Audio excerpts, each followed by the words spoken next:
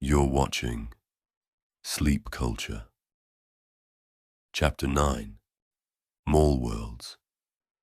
Have you ever dreamed of a place that feels both infinite and familiar, where endless corridors stretch into the distance, lined with mirrored storefronts, reflecting worlds upon worlds, a landscape caught between waking life and memory?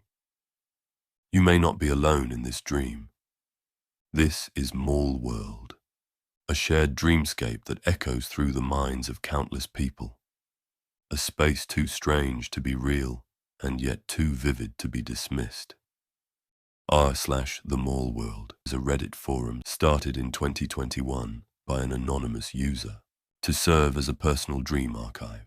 It began as a place for the archivist to post about recurring dreams of vast, surreal malls, common architecture, and familiar landscapes. However, as users began to peruse the Dream Archivist's catalogue, they began to notice strange similarities between the archived dreams and their own. Dreams of hallways that twist upon themselves, escalators that lead to nowhere, and empty atriums bathed in cold, fluorescent light became central to the growing archive. The forum quickly expanded as more people contributed their own uncanny experiences. Though separated by decades, countries, continents, life stories, and experiences, users describe eerily similar details to the subjects of their dreams. Common locations, such as an unsettling, endless bookstore or a glass elevator with no clear destination, became fixed landmarks as users began to work collectively, building a sort of gestalt map of the world night after night, one dream at a time. This evolving map of Mall World holds a strange power over those who explore it. Each landmark, each recurring location, feels imbued with significance, as if the dream itself is guiding dreamers through a shared narrative. The map is both static and fluid, with new locations emerging while others fade over time. Some users speculate that these dreamscapes are shaped not just by memory, but by collective fears and desires. What could the endless corridors and vast atriums be saying? Perhaps they are reflections of modern disorientation, or perhaps they hint at some deeper mystery about the nature of dreams and reality itself. One user recounts, "I kept walking down the same corridor, past a food court frozen in time. I heard footsteps, but never saw anyone." Another shares, "Every time I reached what I thought was the exit, the mall stretched even further ahead." These recurring motifs, shared by strangers around the globe, hint at a deeper collective imagery woven into the dreamscape. For some, this world is comforting, a refuge where time stands still. For others, it is unsettling, a labyrinth of endless choice with no exit in sight. But how can so many people dream of the same place? Some theorists believe that Mall World is a manifestation of collective memory, a subconscious echo of the commercial spaces that defined late 20th century life.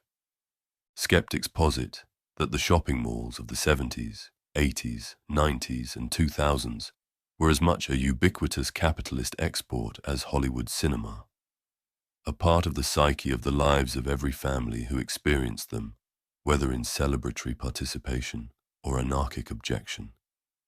To visit the mall was to share in a collective experience where franchise stores, mass-market merchandise, and cookie-cutter food courts provided a standardized familiarity.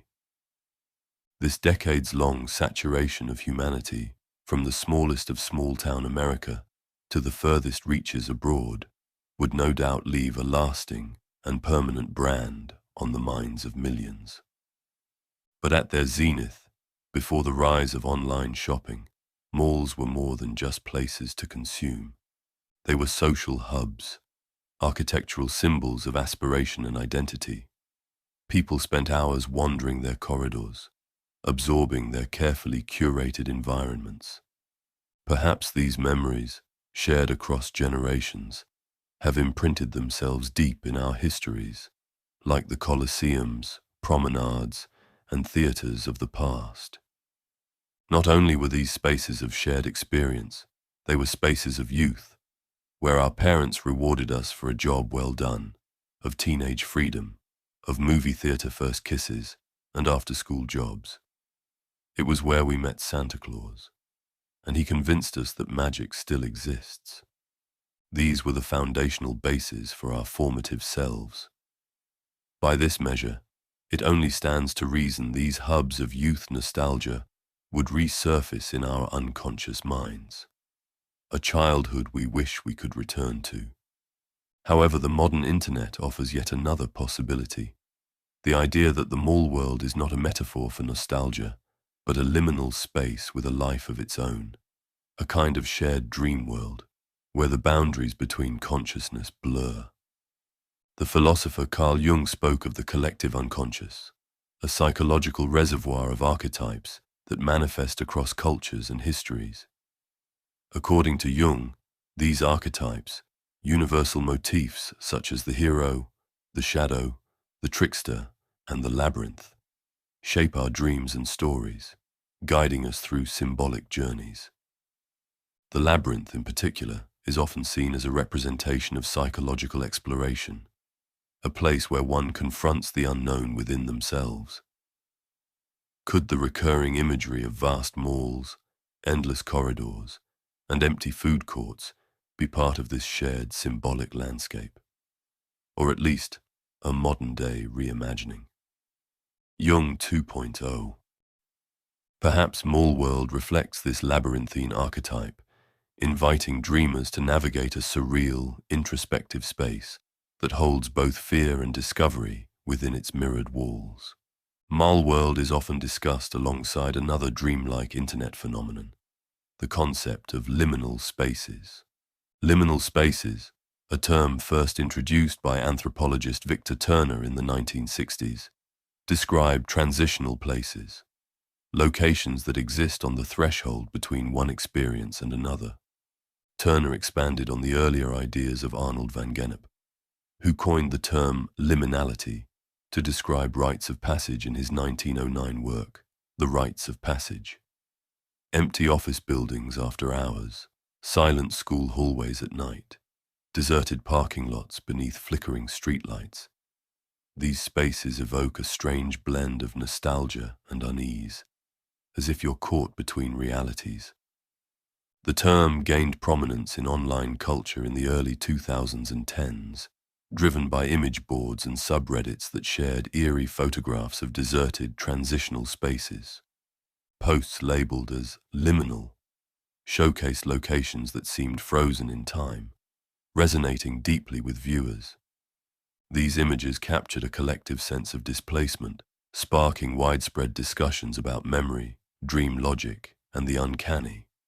Through communities like r/liminal space, the concept solidified in popular imagination as both an aesthetic and a psychological phenomenon, closely tied to the strange allure of spaces like Mall World. One of the most famous examples is the Backrooms, a fictional universe of infinite labyrinthine hallways, described as an accidental glitch in reality. Much like Mall World, the Backrooms captures the sensation of being trapped in an otherworldly, disorienting space, a place that seems designed for you and yet is utterly devoid of life. While Mall World's popularity on Reddit began with scattered posts across various lucid, dream, and liminal space subreddits, it soon bloomed into a virtual mall of its very own, where surreal experiences resonated with others, leading to discussions about recurring malls in dreams. Detailed descriptions of dream malls, along with artwork, stories, and dream logs, transformed the platform into a dream database, a collective archive where patterns and symbols began to emerge. Over time, the concept of Mall World evolved beyond mere nostalgia or coincidence. It attracted both casual dreamers and researchers interested in the psychological and cultural significance of these recurring dreamscapes. The idea of collective dreaming is not a new one. Throughout history, cultures have recorded instances of shared or prophetic dreams. In ancient Mesopotamia, dreams were seen as messages from the gods, visions that could guide the fate of entire cities. Indigenous cultures across the Americas often spoke of dream councils, gatherings where individuals shared dreams to uncover hidden truths about their community or environment. In 1899, Sigmund Freud published his groundbreaking work, The Interpretation of Dreams. Freud viewed dreams as expressions of repressed desires, primarily rooted in unresolved childhood conflicts. He proposed that by analyzing symbolic content within dreams, individuals could uncover hidden aspects of their unconscious mind. Jung, who followed Freud but diverged in key areas, emphasized the collective unconscious, seeing dreams as gateways to archetypal symbols shared across human experience. Jung believed that dreams could guide personal transformation by revealing deep truths about one's psyche. In the modern era, the 1970s and 1980s saw the rise of self-help movements that turned to dream work as a tool for self-improvement, though often with mixed results. Groups such as the Dream Consciousness Institute and courses like those offered by the so-called Lucid Pathway program promised participants insights into their subconscious that could transform their waking lives. These programs encouraged individuals to analyze their dreams for symbolic messages, believing that understanding recurring motifs could unlock creativity, overcome trauma, or provide clarity in personal and professional goals. However, critics argued that these methods were often exploitative, offering vague interpretations and costly guidance with little scientific backing. Despite these controversies, dream work maintained a cultural foothold, influencing how much of modern society views dreams as potential gateways to deeper self-awareness. In modern times, this phenomenon has found new life through dream databases, apps, and online forums like r/themallworld. Perhaps the internet has allowed for a new kind of collective unconscious, a digital space where dreams and memories converge and amplify. If so many people share this vision, what might it mean? Some suggest that these dreams reflect the anxieties of modern life, the feeling of being trapped in systems beyond our control, endless cycles of consumption, information, and obligation. Others view Mallworld as an opportunity, a symbolic landscape that invites introspection and self-discovery. Within its mirrored halls, you may encounter fragments of your own psyche, old desires, forgotten fears, and dreams waiting to be understood. Mallworld may serve as a reminder that even within the most ordinary architecture, there are hidden depths, that the spaces we build also build us in return. People who dream of Mallworld often describe a lingering sense of disorientation, a feeling that reality itself is slightly off-center, as if the boundaries between dreams and waking life have grown thin.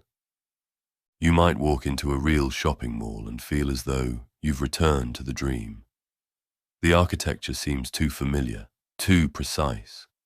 The sound of footsteps and distant announcements echoes strangely in your ears. But perhaps this is the hidden power of Mallworld. It reveals the strangeness embedded in ordinary spaces, the liminal thresholds we pass through every day without noticing. These thresholds exist not only in dreams, but in waking life. In the quiet moments between tasks, in the empty hallways of office buildings, in the reflections of glass doors.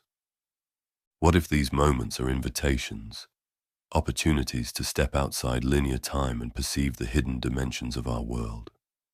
Mallworld teaches us to pause, to see the surreal beauty in repetition, in architecture, in the forgotten corners of experience.